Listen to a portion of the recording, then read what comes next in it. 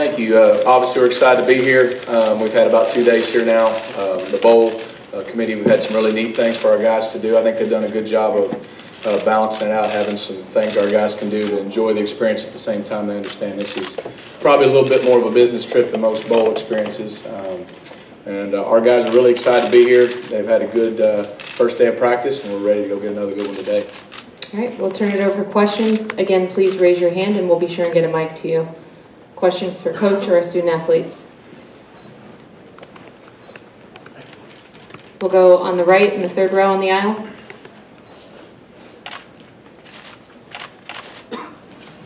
Rhett, Coach Pruitt was in this is for you and for Reese and Nick as well. Coach Pruitt was in here earlier, kind of smiled and said, everyone knows they're going to run it, but they do it anyway. No one's been able to stop it. Generally speaking, why not? You know, overall, I think it's just a combination of things. Our guys have really bought into what we're doing. Reese and these guys up front have done a really good job. You know, J.B. Grimes has done a fantastic job with our offensive line of, you know, just covering up at least the down guys and giving Nick and Trey and Corey and Cam and those guys at least a chance to get started. You know, I don't know. I can't explain it. We just, our guys have bought in. We get momentum in games a lot of times, and it goes our way. Obviously, Jeremy and them have done a really good job of stopping people. You know, they're #1 in the country in the most important category, that's points per game. So, as well as top 3 or 4 and a bunch of other ones. So, I would think they're going to do what they do. They've been really good at it as well. So, it's a great challenge for us.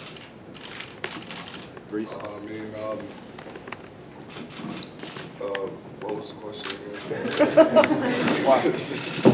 If people know you're going to run it, Reese, why can't they stop you? I mean, we kind of just stick to, you know, what we do, and that's run the football. And, you know, Coach Malzahn and Coach Lashlee, they do a great job of putting us in, you know, the best situation with the right plays and that kind of thing. And, I mean, we just stick to our guns, and, you know, like Coach Grimes says every week, we're going to put the saddles on your back, and we're going to ride you all to the end of the game. And we've just done that and stuck to it. And, you know, why stop it when it, you know, when it's working? But you know, Florida State's got a great defense, and we're gonna have to play our best game to win. That's just something we take pride in, running the football. It's just something we do. We just like Coach Lashlee and Coach Malzahn tell us, we gonna run the football at them until they stop it. So we just gonna go out there and keep doing what we're doing this whole year, and then just hope we come out with this win. We'll go back on the right on the aisle. This is for Reese and Nick. Given how you've won several of your games this season, people have begun to refer to it as lucky. How do you feel about that when they use that word to describe wins by you guys? I mean, deep down inside, I don't think, you know, we look at it as luck. I mean, we went out, you know, and I think we rushed for nearly 300 yards against Georgia and Alabama that were, you know, not giving up that much at all. I think Alabama was #1 in rush defense, and Georgia was up there too. And I mean, we know deep down inside why we win games. And I mean, you know, if it happens like it happens at the end of the game, then, you know, oh well. We're just trying to win football games. All that matters at the end is a W. You really can't just say that it's lucky. Like at the end of the game, the coaches always tell us in the fourth quarter that we're gonna find a way to win the game, and so that's what we've been doing from since day one. That we're gonna find a way to win the game when it comes down to it. We'll go in the middle on the left aisle. Reese, this is for you. Timmy Jernigan was in here earlier saying that he feels like his matchup against you is one of the key matchups because he said they have to really plug the middle to have any chance at stopping your run game. Do you relish that assignment of getting a hat on a hat and trying to move him? Yeah, I mean, he's a great player and, you know, a disruptive force in the middle. And, I mean, I'm going to have to play my best game along with, you know, the other 4 guys next to me. You know, we're 5 guys and we, you know, play together, and we're going to have to all play our best game to, you know, be a key factor in the game. We'll go to the left on the aisle. Coach Lashlee, this question is for you. You played under Coach Malzahn in high school in Arkansas. Talk about how you've seen Coach Malzahn develop from that time in Arkansas to Arkansas State up until now at Auburn. You know, the core of who he is hadn't changed. He's a perfectionist, works extremely hard. The details are all that matter. And I think what he's done has been very true to himself, which has helped him be successful. Coach has always been great at taking a team of players, a team of coaches, and getting them to all do what they do best, and probably getting you to perform, maybe better than you thought you could on your own. I remember that as a player. I felt like he always got the best out of us as players, pushed us to be better than we thought we could be. Your quarterback, I played quarterback for him, 9 to 10 wasn't acceptable. 9 to 10 is pretty good, but 9 to 10 wasn't acceptable. He's always pushing you to be the best you can be. He's done that, and he's just adapted to the college level as far as, it doesn't matter if you're in high school, college, it's 11 on 11. It's X's and O's. The players are older, they're probably faster and bigger, but the game's the same. He's been able to adapt in areas you have to as far as that goes, and I think he stayed true to himself and doing what got him here. And, I think that's, like I said, bottom line, he's been pretty consistent. We'll go in the center on the aisle on the right. This question is for Coach and Reese. Guys, it seems as though no matter who is in the end zone, everyone is happy offensively, whether they're blocking, whether they're scoring. Can you just talk about the unselfishness of the entire offense? Yeah, I'll let Reese talk about it a little more, but that's the coolest part when we score. We teach our guys to celebrate as a team. When a guy scores, the first thing that ball carrier does is he hands the ball to the official and he looks for these linemen. Because they're usually a big reason we got there. And, of course, all the wideouts and running backs are always rallying to it too. And Reese has had some pretty good fist pumps after some touchdowns this year. But I'll let him take it from there. Yeah, I think just after kind of what we went through last year, 3-9, we really didn't score a lot of points. So, I mean, when you go through something like that, you take advantage of every opportunity to celebrate after you score a touchdown. But I think that's just really the big thing, and it's really a team effort with us. Nick and the rest of the guys, we all take pride in each other, and are just so happy for one another when something good happens. We'll go in the far back in the middle. Rhett, Christian Jones of FSU is saying that he thinks his defense is as good as any SEC team out there or better. What do you think of that? They very well could be. I mean, statistically, they're the best. Like I already said, I think they got great team speed, and I don't think they really have a weakness. They're good at every spot. From Jernigan and those guys up front to the Smith brothers in the middle. You got really good cover corners that can press you up and lock you down. Their safeties are really good players. They do an overall great job with their scheme. Like I said, Jeremy does a fantastic job what he's done in just his first year there. But from a team-wise, I mean, they give up 10 points a game. They're second in the country in turnovers. They're best against the pass, top 5, 10 against the run. I mean, like I said, I think 7 games they've given up less than double-digit points. I think only one team scored over 17. So, when you're playing for the whole thing, you want to play the best, and I think we've got our best challenge yet. We feel like we played some really good defenses, Missouri, Alabama, Georgia, on down the line in our league. So hopefully that prepares us for this. But I think our guys fully respect and understand the magnitude of the defense we're about to play. We'll go back in the center on the left aisle. Rhett and Nick, this is for you. Rhett, you talked about Coach Malzahn and the way he pushes players. 9 of 10 is good, but not acceptable. Does that create some tense moments sometimes in practice between coach and offensive coordinator, coach and player, coach and quarterback? Not between he and I. Now, they may get mad at us every now and then. I tell Nick and those guys at practice, there's probably going to be some days you don't like us. That's our job, though.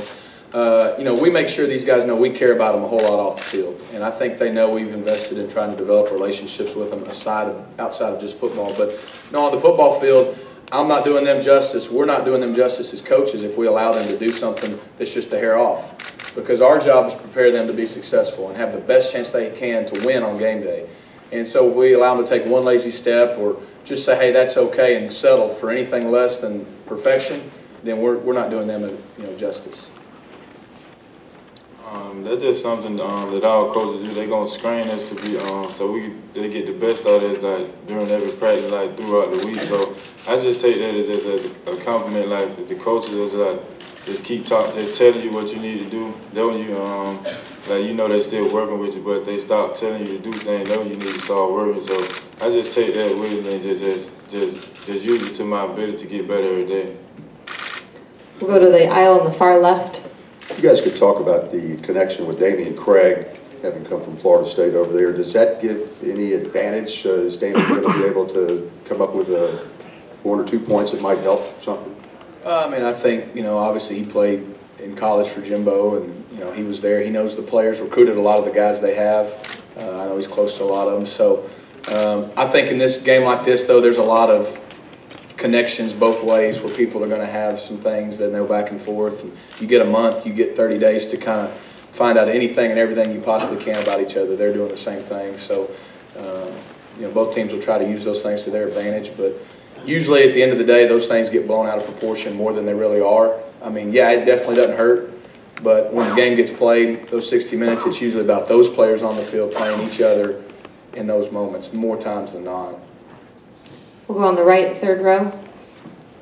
This is for Rhett and then Nick. Rhett, because it's Auburn and because it's a national championship game, there's been an easy comparison made that Nick reminds some people of Cam.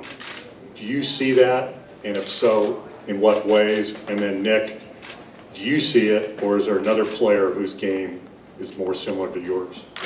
I mean, I think it's always unfair to compare one player to another because there's just so many differences, not only in them as individuals, but in the variables that surround their situations. But, one thing they do have in common, I think, is they've gotten us to the national championship game, and they both are they're guys that know how to win. They're extremely tough guys that win. And they both lead our guys by example, especially on game day with what they do. Nick and Cam, they're different, and they're different in good ways. Cam did a lot of great things. Nick's done a lot of great things for us. I don't think it's fair to compare them directly to it, other than the fact that they both have led Auburn to a national championship game. Cam Newton, I've been watching him ever since since I came into college, and he's a great all-around player, athlete on the football field, on and off the field. So I take some of the things that he do to try to put it in my category to be the best man that I can, because he's a great man on and off the field. So you really can't compare us like that. We great in both ways. So I just really just look up to him and then just keep doing what I've been doing best. We'll go on the left, far back.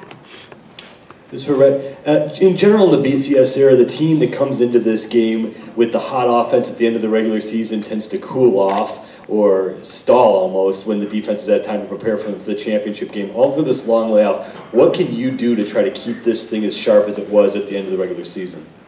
Well, their offense is pretty good too, so I don't know who that'll affect the most. But in general, you got 30 days. That gives the defense more time, to look into tendencies and develop a plan longer than when you have a week. That also gives an offense the same amount of time too, though, in fairness. The other thing too is I think sometimes, you throw the ball, timing, things like that you can practice, but until you're in game, sometimes you can start off rusty. That probably has something to do with it, with the long layover. I think when we played Oregon, both offenses were playing pretty well, and it was a 38-day layoff. And, we probably both didn't play our best game that day. We've tried to do everything we could to get our guys peaking at the right time.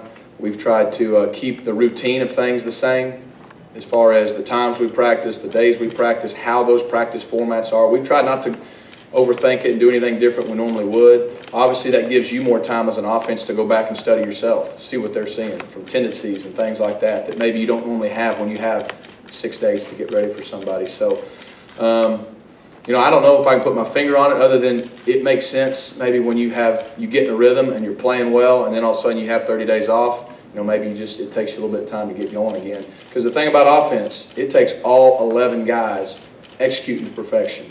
You can have 10 guys do the right thing, and if one guy's off, the play won't work. And the defense may stop you sometimes, but it may not be necessarily because they stopped you. You just mis-executed. You've got to execute at a high level on offense, no matter who you're playing, to be successful. We'll go straight ahead in the center. Coach Pruitt, of course, came from Alabama. Do you guys see a lot of similarities when you look at their defense to Alabama's defense in scheme and in talent? You're talking about Jeremy Pruitt coming from Alabama, is that what you said? Yeah. Very similar in schemes. Jeremy has his own things he's added to it. They do a really good job with their pressure schemes and all that. There are some similarities, no doubt. Obviously, their base scheme probably is very similar. You've got similarities with them in Alabama like you probably do us in Clemson and people like that. So those things help, but at the end of the day, they've made their defense the best in the country by doing it their way too, and being specific to the personnel they have. So I don't know about these guys. But. Yeah, I mean, you see similarities there. I mean, they do a lot of the same things Alabama does, but I mean, they're personnel-wise, I think they're a little different. They're faster at the linebacker position. Not they don't have the big C.J. Mosley in the middle, and I think they're a little more active up front. But I mean, other than that, scheme-wise, you see a lot of the same. They just got different personnel in there. All right, we'll go to the third row on the right. For Reese and for Rhett, Reese, what was the low point last season, as specifically as you could describe it? And then Rhett, what did you discover in terms of the collective confidence of the group that you inherited? Well, last season, I think the low point for me was after we lost 6 games, we weren't going to a bowl game, and you kind of look at yourself in the mirror and like, what are you playing for? Obviously, you're a competitor, so you want to go out there and win every week. But I mean, it was almost like you'd go out there and everything would go wrong. Kind of like the domino effect. And I think that was. I mean, I don't think there was really just one point in the season where it was, that low point. I think the season as a whole was pretty bad itself, and it was all low.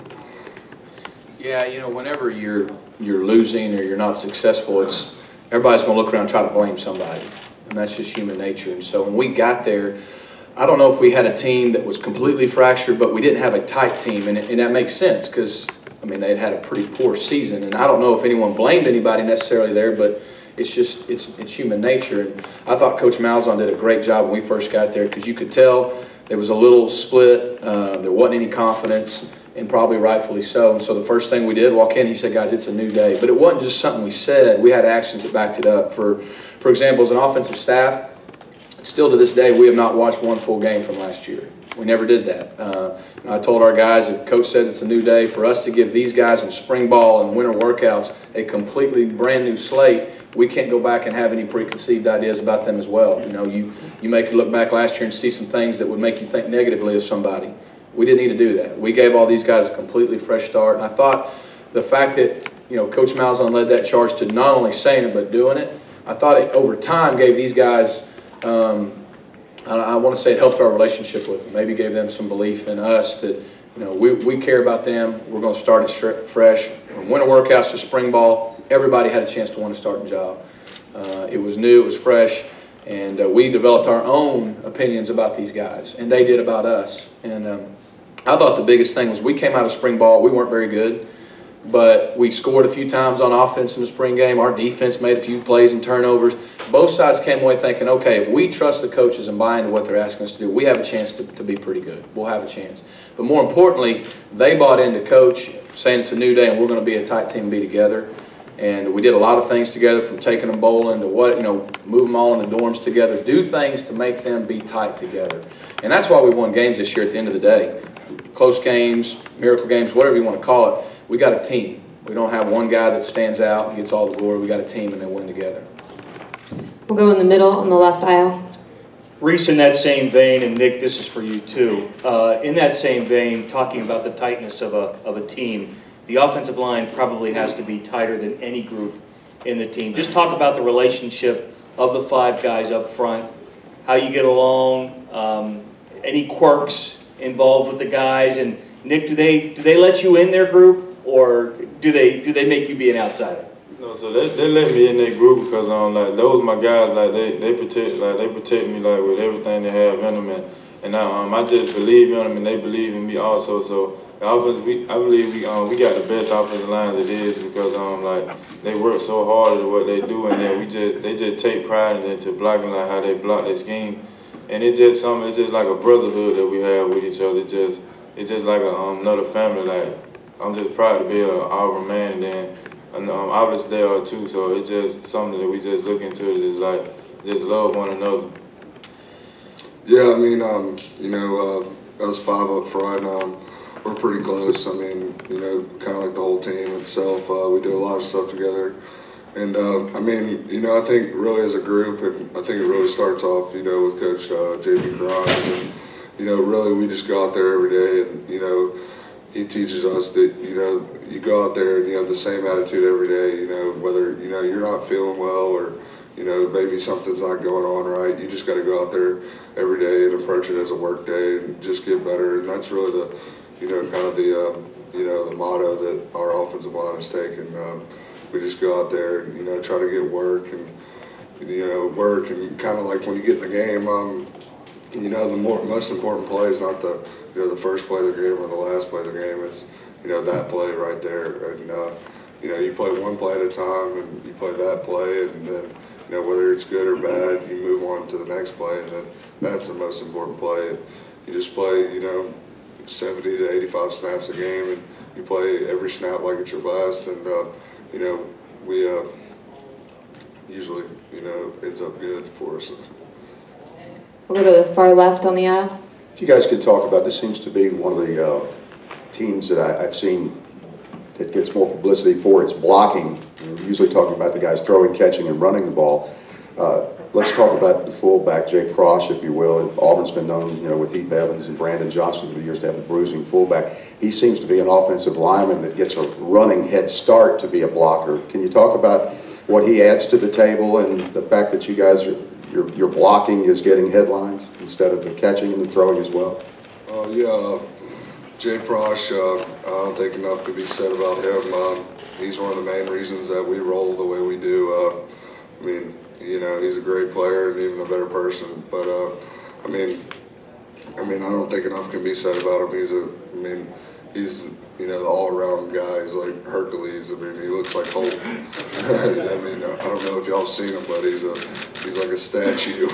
But he's a great football player, and he's one of the reasons we are very successful on offense. I don't think we could do what we do without him. Jay is a guy that I call him the glue guy for what we do.